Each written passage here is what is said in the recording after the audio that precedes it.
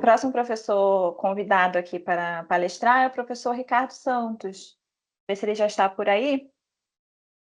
Ele vai estar apresentando a palestra Inteligência Artificial, sua aplicação na educação.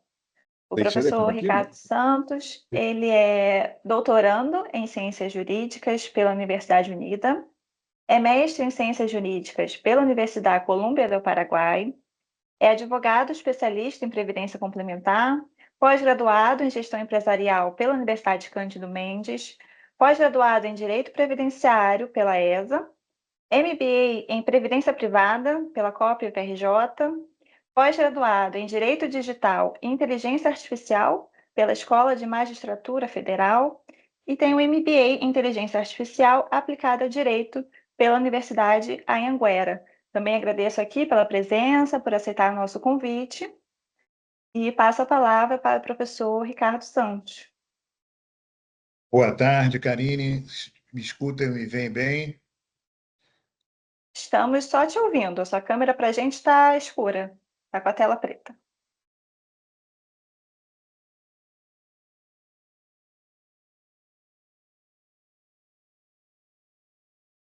Vamos só aguardar um pouquinho aqui o professor. Pronto. Isso. Agora sim, estamos lhe vendo e ouvindo. Muito obrigado, Karine.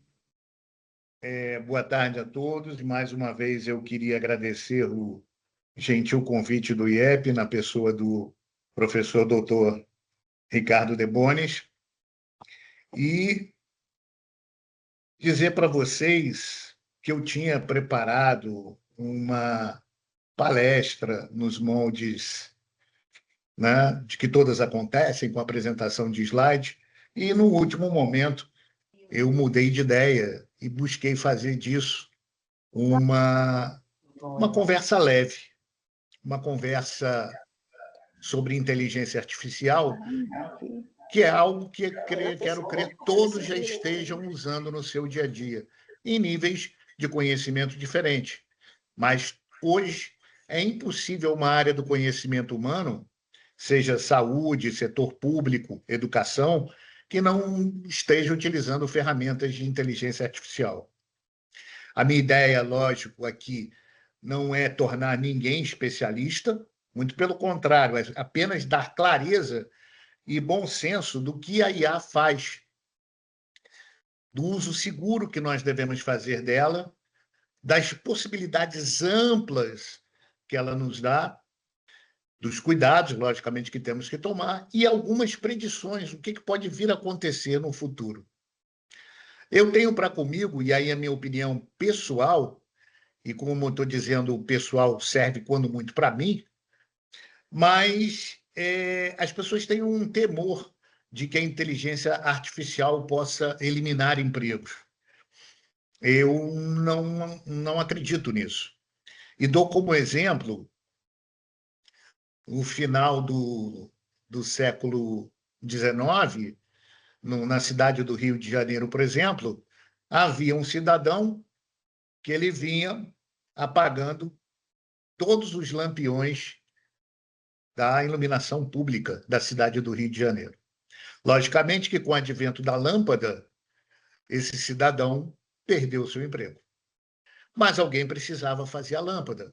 Então, eu digo que a IA ela não elimina empregos, ela transforma empregos. Ela faz com que esses novos empregos as pessoas tenham mais conhecimento, mais especificidade, mais especialidade. Eu tenho uma definição de IA que muito simples, mas em cima da qual nós podemos trabalhar bastante. A IA seria um conjunto de técnicas que aprende padrões a partir de dados e usa esses padrões para prever, classificar, recomendar ou gerar conteúdo. Então, de tudo isso que eu acabei de dizer, o mais importante, que aprende padrões a partir de dados que são inseridos por alguém. A IA, ela não tem ainda, porque tudo que a IA faz, ela faz melhor que o ser humano. como professor, a IA conhece todos os tratados de pedagogia que foram escritos no mundo, dos tempos mais remotos até a data de hoje. Então, ele detém um conhecimento muito maior do que qualquer um de nós. Mas ele não tem, pelo menos ainda, consciência. Ele necessita de alguém que vá inserir esses dados para que ele possa recomendar ou gerar conteúdo. Então, aí é que nós temos um ponto importante. A IA não é mágica, nem consciência. Ela produz a resposta mais provável dentro daquilo que ela foi alimentada, daquilo que ela aprendeu. E tem uma coisa, ela não quer decepcionar. Então, ela soa confiante. Ela erra também, mas ela erra com convicção. Então, primeiro, ela te ajuda a sair do branco. Ela te ajuda a ter clareza. E ela ajuda a comparar opções e critérios. O que eu quero dizer com isso? Ela te ajuda a sair do branco. Ou seja, você pode pedir a ela ideias, exemplos, né? Ela pode te dar clareza, ela transforma algo confuso em algo mais palatável. E ela pode fazer uma análise, né, profunda. Ela pode te colocar prós e contras em determinada análise. Mas perceba, não é a IA decidindo por você. É a IA ajudando você a pensar melhor. Nós nunca, quero crer, seremos totalmente substituídos pela IA. Há um componente que é intrínseco, que é humano. E esse exemplo, vocês, como educadores, têm dioturnamente, por exemplo, dentro de uma sala de aula. A IA pode elaborar um currículo para ser ministrado aos alunos. A IA pode estabelecer os pontos que devem ser tratados, mas a IA não vai estar na sala de aula. Ela não vai identificar aquele aluno que necessita de uma atenção maior, daquele aluno que tem algum problema para entendimento daquela matéria que está sendo ministrada. Ela é meio que pasteurizada. Ela vai dar um conteúdo para todos, mas só o professor, na sala de aula, com um aluno, é que vai poder fazer as adaptações que são necessárias. Algum tempo atrás, uma outra palestra, eu me lembro que uma das reclamações dos professores é de que havia um currículo que o Ministério da Educação, por exemplo, mandava livros didáticos para todos os alunos do Brasil inteiro, o mesmo livro didático. Dando um exemplo, por exemplo, para uma criança no interior do estado do Amazonas, que, olha, o seu colega tem 3 maçãs, mais 2 maçãs para uma criança que nunca viu uma maçã, né? Então, isso só o professor na sala de aula vai saber adaptar e trazer o que a IA mandar para aquela realidade. Eu gosto de pensar que a IA devolve tempo. E tempo é o que você tem de mais precioso na vida moderna. Ela facilita a sua análise, ela melhora os seus resumos, ela te dá tempo, ela te devolve tempo.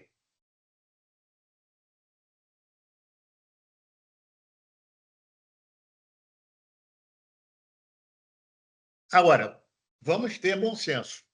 A IA não é sinônimo de verdade. Ela é sinônimo de probabilidade. Ou seja, e aí é que resiste um grande cuidado a ser tomado. Primeiro, é a utilização de dados. Dados sensíveis, sendo usados sem critério, reforçam vieses, um viés de preconceito, um viés de desigualdade, um viés de injustiça. decisões difíceis de explicar, dependência de terceirizar julgamento. Então, nós temos que tomar muito cuidado com o uso ético das informações que são colocadas na IA. Para ter uma ideia do poder da IA, alguns anos atrás, é do conhecimento de todos, houve um plebiscito na Grã-Bretanha para que ela saísse ou não do Brexit, né? Do famoso Brexit, né? Da Grã-Bretanha sair da Comunidade Europeia. O que foi feito ali? Foi identificado por inteligência artificial quais eram os eleitores propensos a votar pela saída da Grã-Bretanha da União Europeia. Identificados essas pessoas, foi feita uma campanha massiva, né, de comunicado, de e-mails, de mensagens, para que essas pessoas comparecessem às urnas para votar pela saída da Comunidade Europeia, o que culminou acontecendo. Então, o uso da inteligência artificial com informações merece um regramento rígido. E no Brasil, nós tivemos aí o advento da LGPD, da Lei Geral de Proteção de Dados. Existem dados, por exemplo, que são considerados dados sensíveis, que não podem circular livremente, como, por exemplo, o professor tem dentro de sala de aula alunos com diferentes matizes religiosas, opção sexual, por exemplo, histórico de doenças, tudo são informações sensíveis e que não devem circular livremente. E na medida em que você joga isso para a IA, ela vai disseminar isso para o mundo inteiro. E isso pode gerar um viés, ou uma determinação, ou uma norma, ou uma lógica discriminatória, o que é extremamente prejudicial, logicamente ilegal. E aí, como é que a gente faz para combater isso? Em primeiro lugar, boas práticas. E boas práticas querem dizer o quê? Qual é o objetivo que você quer alcançar? Qual o contexto? E quais as restrições que você quer aplicar? Né? Tudo que for feito pela inteligência artificial deve obrigatoriamente ser revisto. Ela erra, ela alucina, e as consequências são inimagináveis. Né? Amanhã, isso já acontece, não é um futuro muito distante. Para preparar uma aula, e eu já utilizei isso, a IA ela é fundamental para fazer resumo. Ela resume, por exemplo, todos os livros que eu quiser colocar e me dá tópicos. Posso pegar esses tópicos e jogar direto no Canva. E aí ele vai me dar uma apresentação em slides. Por isso que fazer slide é muito mais fácil do que termos uma conversa como estamos tendo agora. Eu não quero dizer que amanhã vai ter alguém dando aula por um totem para uma turma. Isso é bem possível, é crível. Nós já temos aí algumas experiências até. O que não é possível e o que não vai acontecer é a IA prescindir da inteligência humana. Como eu disse, ela não tem consciência. Ela não sabe aplicar e não sabe o que é certo e o que é errado. Ela tem que receber um comando. E aí entramos num outro ponto, que é a formação dos futuros profissionais de educação. Nós, já que isso é uma novidade recente, nenhum de nós, na graduação, teve acesso a qualquer matéria relacionada à inteligência artificial, por motivos óbvios.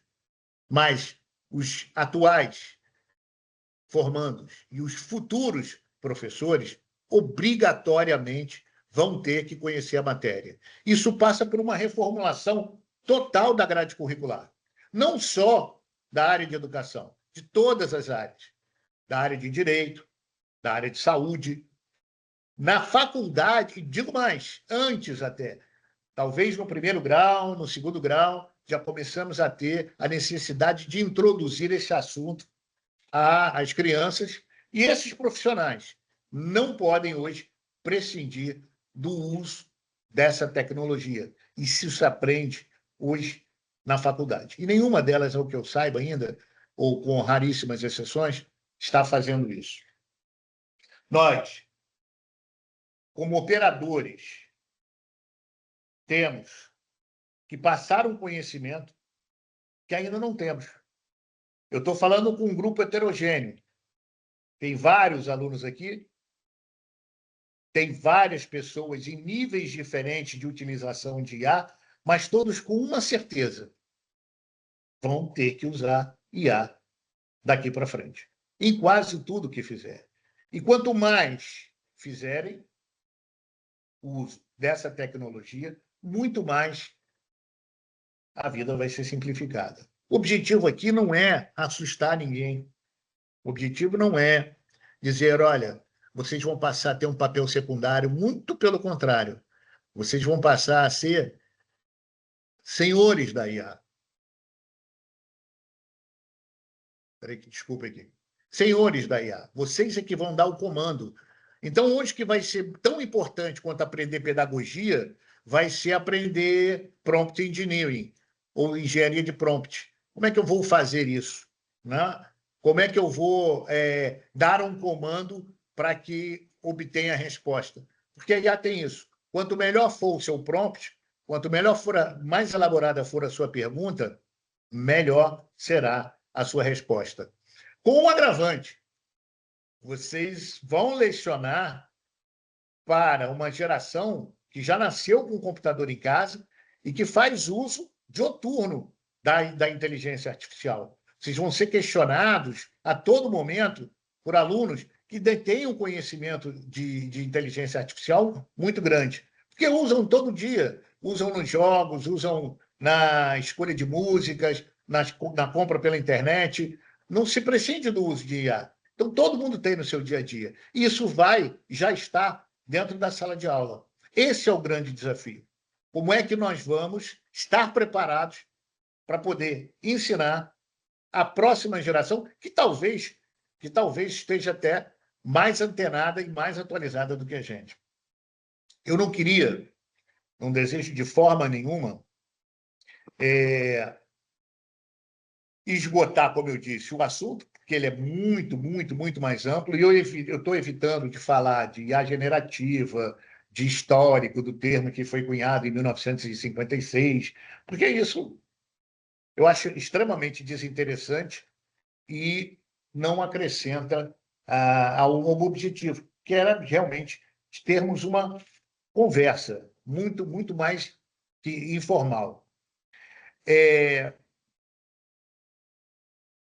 Eu quero deixar claro que a IA não quer, de forma alguma,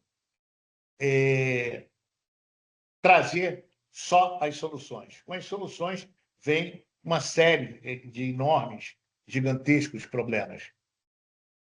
Para mim, o mais difícil, e aí eu quero fazer um paradigma mal construído, e peço licença a vocês, porque vou trazer aqui um exemplo que não é da área de educação, é da área de direito, né? Mas que se aplica a todos os campos de conhecimento. Recentemente, nós tivemos uma decisão, um advogado ingressou com um processo, esse processo foi lido por uma inteligência artificial do Supremo Tribunal, eu não me esqueci o nome, se é Eva, Maria, eu acho que é Maria, não me lembro bem o nome. Essa inteligência artificial faz um juízo de admissibilidade, vê se aquilo é pertinente ou não, e manda para o juiz, com um pequeno relatório. A discussão é: esse juiz julga baseado no relatório da IA e emite uma sentença. Ou seja, é a IA julgando? Isso é uma pergunta. Né? A mesma coisa na área de educação. Você pega um aluno manda um trabalho para o professor submete isso ao crivo da inteligência artificial. E a inteligência artificial diz se o trabalho é bom, é ruim, e até pode atribuir uma nota de 0 a 10. Né? Quem fez foi a IA. Qual é o papel do professor nesse caso? Concordar com a IA ou pegar tudo e deixar na mão da IA? Confiar na IA?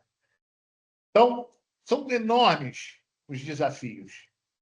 Os desafios no porvir, se vocês perguntarem qual é o futuro da inteligência artificial, ela não tem limite.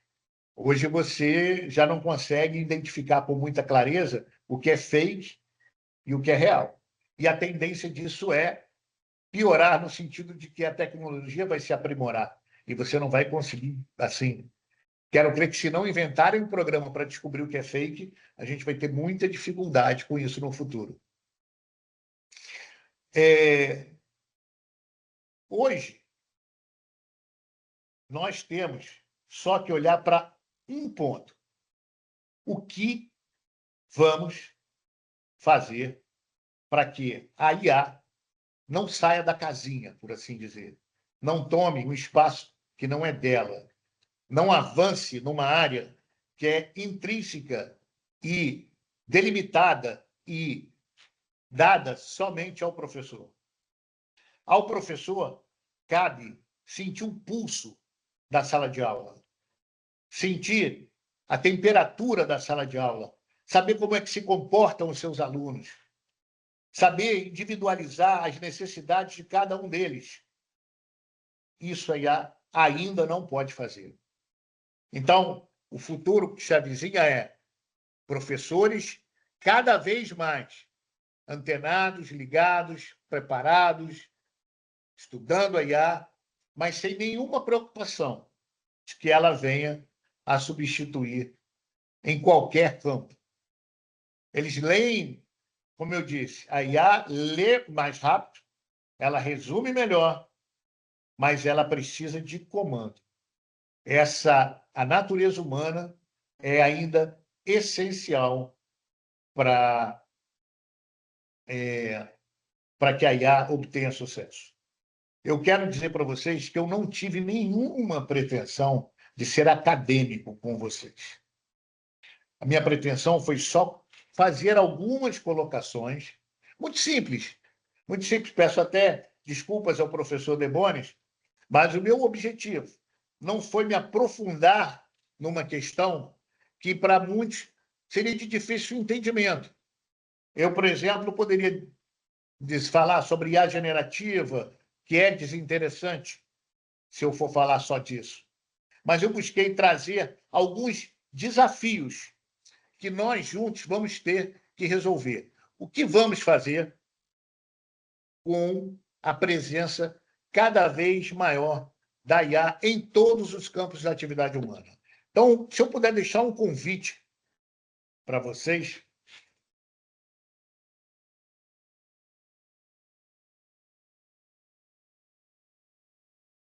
é dizer que a IA tende a ficar muito boa no operacional, nos rascunhos, na organização, na triagem, na repetição.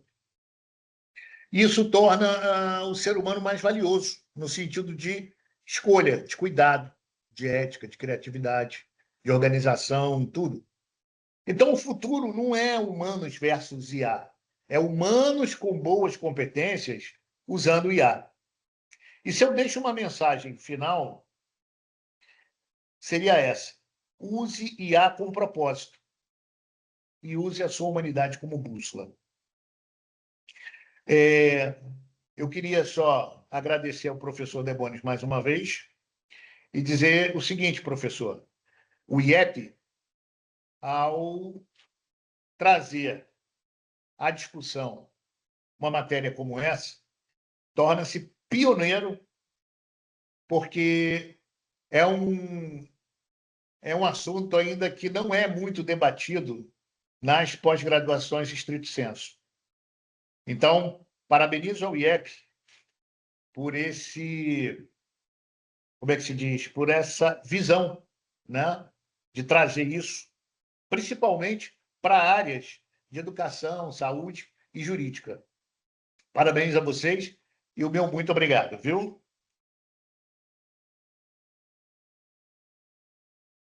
Obrigada, professor Ricardo. Bom, conforme vai acontecendo aqui a palestra, vai chegando algumas perguntas, né, para a gente ir complementando aqui sobre esse assunto. O João Vitor mandou aqui para a gente perguntando quais são os principais desafios éticos no uso da IA na educação. Primeiro, eu já coloquei uma excelente pergunta. O primeiro risco que a gente corre é o viés de discriminação. Eu posso amanhã, utilizando informações, como eu disse, sensíveis, estabelecer algumas regras, né, que sejam discriminatórias. Então, eu sabendo que sabendo a religião, por exemplo, de todos os alunos, eu posso, por um algoritmo, fazer essa leitura e colocar todos os alunos judeus numa turma, cristãos em outra turma. Posso fazer o mesmo com relação à opção sexual, à cor, à estratificação social. Esse que é o maior perigo, é você estabelecer vieses discriminatórios ao deixar circular livremente, sem controle, informações sensíveis. Isso acaba tendo a ver também com a Lei de Proteção de Dados, né? A LGPD. Foi o que eu coloquei, a LGPD, ela tem instrumentos, ela penaliza isso, inclusive existem informações, eu tenho até recentemente um caso de uma escola que estabeleceu um convênio com uma empresa de fornecimento de uniformes para a escola. Então, ela estabeleceu um convênio, os alunos, para comprarem os uniformes nessa determinada loja. Só que o que ela fez? Ela pegou a idade, o endereço e o tamanho dos alunos e mandou para a loja, que era uma informação sensível. Era uma informação que ela, a escola, tinha, o endereço. Essa empresa pegou, mandou mensagem para os pais e foram processados, logicamente, né? Porque essa informação não poderia circular. Então, a LGPD delimita muito bem o campo de circulação dessas informações sensíveis. Entendido. O Carlos Eduardo perguntou assim: se o senhor acredita que o uso da IA pode se tornar uma disciplina obrigatória nas escolas e universidades, de forma que democratize o acesso à IA? Muito boa pergunta. Eu não tenho a menor sombra de dúvida de que isso vai acontecer. Já está acontecendo. Existem algumas escolas que introduzem robótica, noções de IA, mas trazendo isso para o ensino público, e aí é que reside a desigualdade, que ela é histórica, né? Ela sempre foi histórica. Você precisa ter laboratórios de informática, né? Sob pena, ainda digo mais, não vai mudar todo o currículo, vai mudar todo o currículo até a universidade, até a formação de novos professores. Porque senão corremos o risco, como eu disse, de termos alunos mais preparados nessa área do que os professores.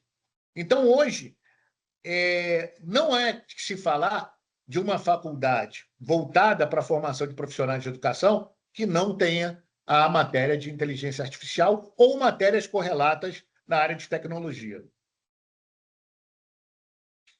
A próxima pergunta, acho que até complementa sobre esse assunto, né? Que seria por onde uma escola, universidade deve começar a implementar a IA, o uso da IA? Na mais tenra infância, no primeiro momento em que, se não entrando numa seara que não é minha, porque não sou um especialista em IA e não em educação, mas num primeiro momento de compreensão daquele aluno. Quando ele começa o letramento, né, hoje já existem programas de jogos interativos para a criança. Mais à frente, eles vão aprender a programar e a fazer esses jogos, mas no momento o mais cedo possível, o mais cedo possível. Entendido. O senhor saberia dizer se já existe algum estudo que comprove que a IA realmente ajuda na educação, que realmente contribui para o desenvolvimento? Sim. Eu estava lendo outro dia um artigo até no Gemini, né, na inteligência artificial, em que foram separadas duas turmas durante um ano letivo inteiro, uma usando IA e a outra não utilizando IA. O que aconteceu? A avaliação foi feita por professores e pela IA.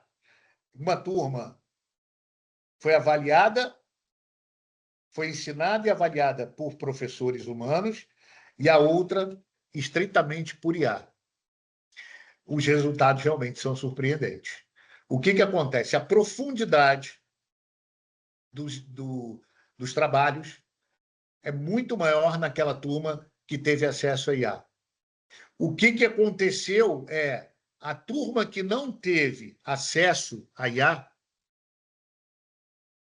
elas tiveram um aproveitamento depois em notas inferior às que tiveram aulas ministradas por IA. Há uma exceção, que foram o ensino de línguas. O ensino de línguas, não que a turma de IA tenha ficado inferior, mas as notas foram meio que equivalentes.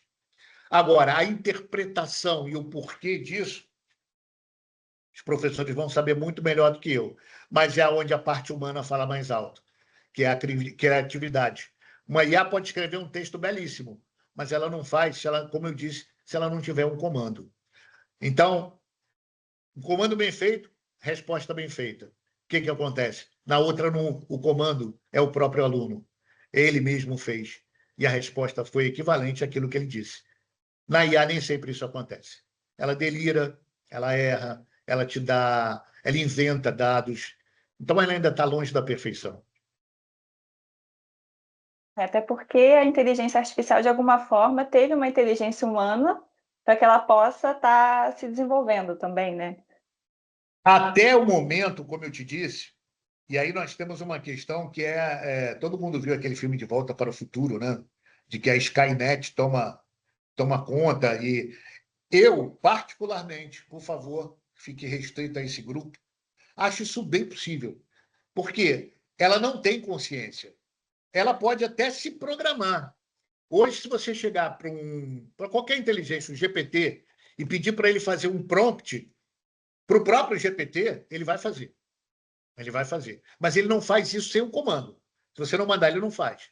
Então, ele não tem consciência, ele não adquiriu consciência. Pode ser que venha a acontecer, tomara que não.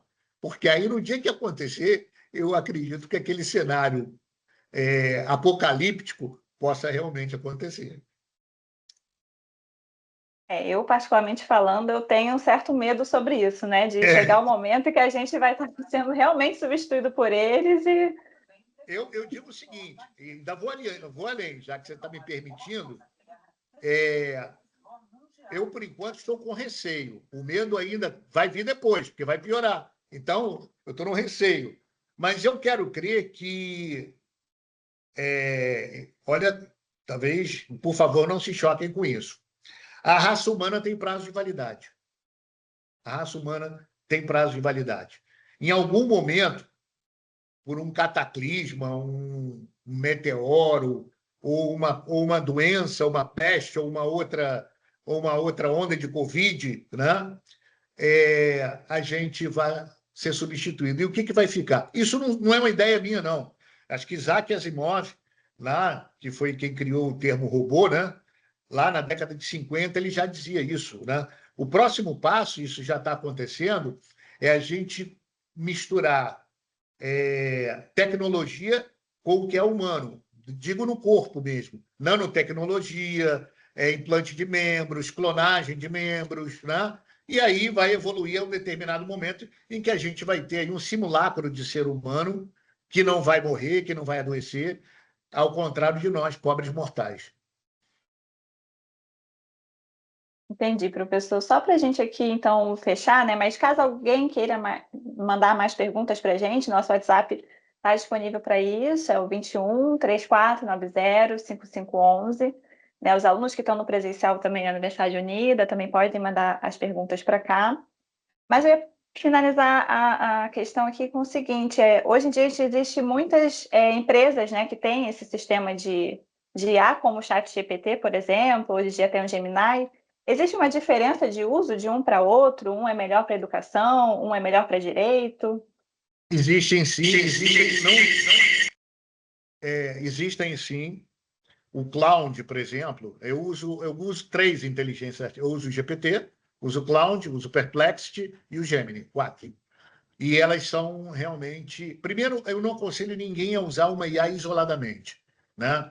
Porque, como eu disse, ela erra, ela delira, ela não quer te desagradar. Então, por exemplo, a minha área, que eu uso muito no direito, ela inventa jurisprudência, ela cria lá o recurso especial, o número dá número, bota relator, tudo falso, tudo fake. Ela cria, ela cria doutrina. Olha, segundo a doutora Karine, na sua obra, aí bota lá na página tal, é tudo fake. Então, desaconselho a usar uma inteligência só, a criar prompts que tornem ela mais seguros, e aí você pode pedir, olha, um prompt para resolver isso, por exemplo, para minimizar, seria, olha, não invente, se não souber, diga que não sabe. Então, você comandar a máquina, mas pegar aquele resultado e submeter a uma outra inteligência artificial. A Cloud, por exemplo, ela é muito boa para textos, né? Acho melhor do que o GPT. Então, existem, sim, inteligências específicas para cada tipo de coisa. Existem inteligências hoje artificiais voltadas apenas para fazer imagens, né? Para alterar dados vocais e tudo, para trabalhar com som. Então, existem inteligências específicas. Para determinadas profissões, hoje eu falo da base do direito, existem inteligências. O JUS-IA, por exemplo, é uma inteligência específica para a área do direito. Então, também existem inteligências específicas para determinadas áreas.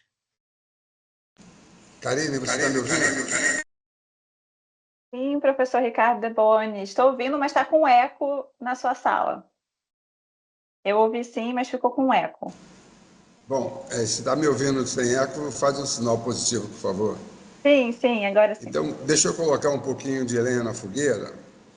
Professor Ricardo, eu tive na Suécia o ano passado, final de janeiro, e é claro, visitei a Universidade de Estocolmo, dei um passeio, conversei com algumas pessoas, e nesse ano de 2025, a Suécia divulgou um estudo que ela foi o primeiro país, quer dizer, há 10 anos atrás, a trabalhar desde cedo, como o senhor sugeriu, né, com telas. E agora, 10 anos depois, ela não ficou satisfeita com esse rendimento. Ela achou que a cognição das crianças ela era melhor quando essas crianças não tinham acesso às telas. Eu não sei de fato, é claro que isso é irreversível, né? Eles vão ter que encontrar um meio termo, mas eu queria só fazer esse comentário e provocar o senhor, porque o que eu acho muito legal é que eles não só estimularam o uso de telas, eles fiscalizaram, né? Ou, no nosso ambiente aqui, fizeram uma pesquisa. O senhor poderia comentar, por favor? Professor Demones, primeiro, Como é que eu fiz esse microfone agora? O senhor indo a Estocolmo, com certeza, é muito mais a trabalho do que a lazer. Lazer é o que sobra, né? O senhor vai visitar as universidades, tomar contato com o que está acontecendo realmente no mundo acadêmico, para nos trazer, inclusive, essas informações. Eu tive acesso a esse estudo e depende muito do que você quer. aonde você quer chegar. E o senhor falou uma palavra que é de suma importância. Bom senso. Eu vou dizer, acrescentar mais uma a que o senhor disse. Bom senso e equilíbrio, né? Quando eu falo na mais tenra idade, você começar a introduzir, eu não estou dizendo, e aí é o que me parece que acontecia na Suécia, você fazer tudo pela tela. Não, não é isso que eu estou advogando. Eu não advogo isso. Até porque você cria uma dependência assustadora, né? Você faz com que a mente humana fique preguiçosa, né?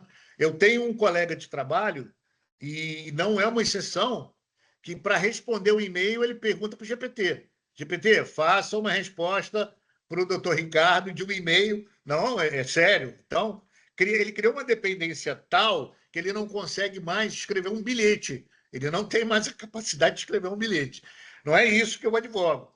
Eu estou dizendo que, mas também não vou fechar os olhos para dizer que o uso da tecnologia ele é irreversível. Ele, além de ser irreversível, ele vai passar a fazer parte cada vez mais do nosso cotidiano. Agora, isso tem que ser paulatino, né? Você tem que chegar para essa criança, dar uma matéria que chama de introdução do mais básico, e ao longo do tempo vir com isso aprimorando, melhorando, aumentando, logicamente, o uso de tela. Agora, o que me pareceu que aconteceu é que eles estavam formando vários amigos preguiçosos nesse que eu tinha, entendeu? Então, que o professor chega, dá o trabalho, ele joga no GPT, pô, faça 15 laudas de um trabalho e estava mais ou menos isso, né? E aí, nesse caso, quando você chega a um ponto como esse, realmente você tem que retroagir. Você tem que dar uns 3 passos, 4 passos atrás. Mas daí, abolir completamente a tela e essa tecnologia é uma sandice. Eu não consigo vislumbrar, porque amanhã, na vida prática, vai ser necessário, né?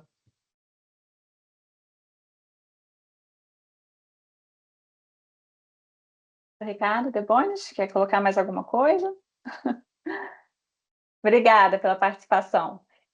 Professor Ricardo Santos, o aluno Rodrigo Bretas, ele mandou uma mensagem para a gente. Por favor, pergunte ao professor Ricardo Santos o que ele pensa acerca da explosão da bolha financeira da IA, conforme ponderado pelo professor Miguel Nicoleles. Cara, eu vi o Miguel Nicoleles falando, mas não tenho. Essa é aquela para derrubar o palestrante, né? Essa é aquela para derrubar o palestrante. E nesse caso, me derrubou, porque eu tive de ouvir dizer. E aí, para emitir a minha opinião com relação a algo que eu ouvi dizer, eu não vou fazer isso. Então, prefiro ser muito franco, pedir desculpas. Se ele quiser, posso responder depois, mas nesse momento, eu não sei. Tudo bem, professor. Melhor ser sincero, né? Depois a gente encontra a resposta. Não, se ele quiser, eu posso até mandar a resposta a posteriori, né? Tudo bem, então. Bom, pessoal, se mais alguém quiser enviar mais alguma pergunta, o professor Ricardo Santos, a gente envia, ele responde depois aqui para a gente, tá? Então, quero agradecer a participação aqui do professor Ricardo Santos. Obrigada mais uma vez estando aqui com a gente no seminário. Passa a palavra para o seu encerramento. Karine, muito obrigado. Professor Debonis, mais uma vez, muito obrigado. Eu fico aqui agradecendo o senhor diuturnamente, porque o senhor me chama para as palestras e me dá um crédito que eu não mereço. Então, eu fico sempre dizendo que os seus convites estão maculados por um vício insanável, que é uma consideração e uma amizade que eu quero crer é via de mão dupla. Aos alunos do IEP, eu quero parabenizar pela escolha do curso. Quero dizer que eu também, quando fiz o mestrado alguns anos atrás, e fazendo o doutorado,